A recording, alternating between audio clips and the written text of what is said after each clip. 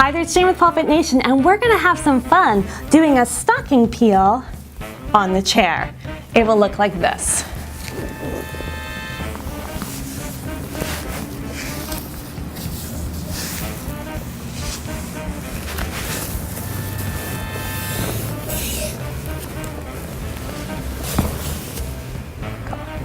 Here is the breakdown.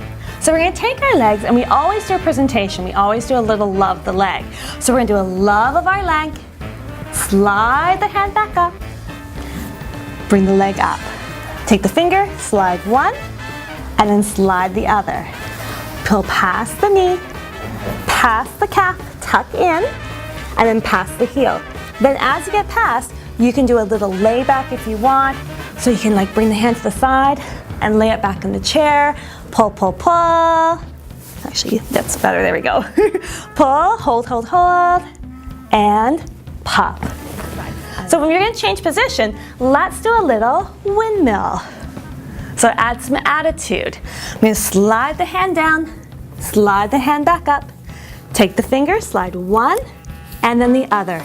Slide past the knee, past the calf, past the heel, and then slide up, reach, and pop.